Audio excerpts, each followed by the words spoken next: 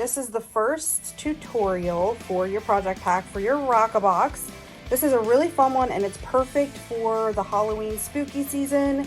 And if you've never worked with resin and wood before, this is a great project for you to get started. So supplies for this project. In your ROCKABOX, you will have received a bag that has all of the parts in it to make these earrings. So you'll have the 2 ghost wooden pieces, you'll have the boo pieces that go above it, and you'll have the earring hooks. You'll have the 2 different styles of jump rings. So you'll have this bigger one down here that connects the boo to the ghost, and then you'll have a smaller one that connects the earring hook to the boo. And I'm going to show you exactly how to do that.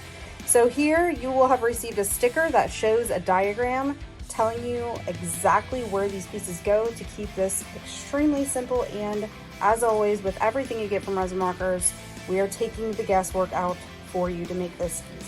All right, so for the video, I am just gonna concentrate on doing one side and you'll just repeat the process for the other side. So we're gonna keep this nice and simple. Obviously this you got in your box as well. This is the Resin Rockers UV Resin Original Formula. This is what you'll be working with to coat these earrings and make them nice and sleek.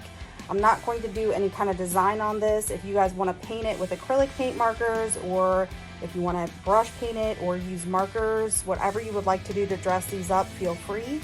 But we're just going to keep this nice and simple because I actually love my wood earrings, just coating them in resin. They're really, really pretty. So let's go ahead and get started. Now I am going to be using the Stay Put tray.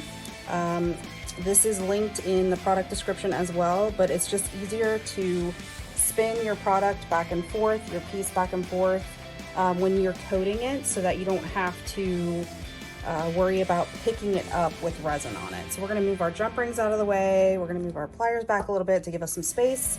And we're going to be using the silicone brush with the slanted edge. That's the brush that we're going to use. Now what I like to do, instead of putting the resin directly on the piece, because you're not going to know, especially if you're a beginner, how much you're going to need, we're just going to work off of the Stay Put tray. So you're going to use your slanted edge, and you're just gonna pick up a little bit of this resin and you're gonna dab it onto the wood. And you'll slowly work your way around the piece.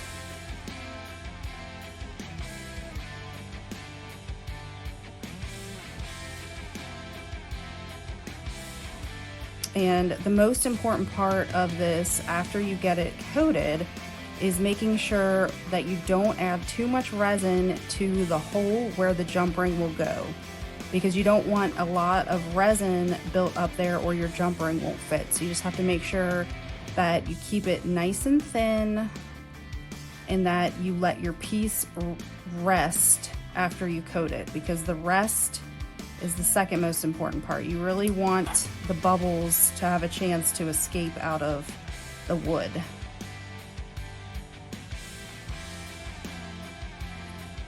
So you can see those bubbles already coming up. You just want to let them continue to rise, and we'll hit them with just a little bit of heat. You don't need a lot. You want it to be just a nice small coat on top. So we're going to put our silicone brush there. We're going to grab our lighter, and we're just going to quickly run our lighter across the top. That will pop any surface bubbles.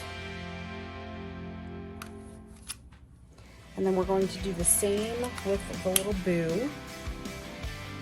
And this is self-leveling, so it's going to level out. If you feel like it's not enough, if you feel like there are low spots within the piece, you can always drip just a little bit more resin around the area where there's a low spot, and it will level out nicely.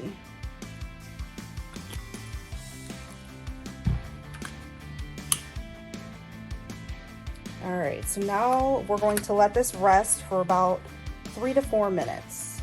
All right, so now that our piece has rested for 3 to 4 minutes, we're gonna go ahead and cure that. We're going to cure it for about 2 minutes total. All right, so I went ahead and opened my jump rings up to make it a little bit easier to put these together. So you're gonna grab the riveted jump ring and you are going to add the ghost first, just like that. And then we're actually going to attach the boo to the ghost, like this. And then you're just gonna close those jump rings using your 2 sets of pliers, like that. And now you have your little ghost with your little boo on there. It's super cute. And then what we're going to do is add this jump ring, and we're gonna do the same thing where we add 2 things at the same time. So we're going to put the jump ring through the boo, and then we're going to put our earring hoop in so that the hook is facing the back. That's a very important part. Otherwise your earring hook will be backwards, and nobody wants to wear their earrings backwards.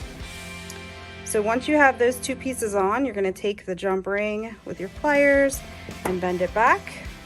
And now you have your cute little boo dangle earring. And you're just going to follow the same steps for the other side, and then you'll have a really nice pair of earrings. Now you can dress these up any way you want. You can do glitter on them if you want. You can do iridescent glitter, mix it in with your resin.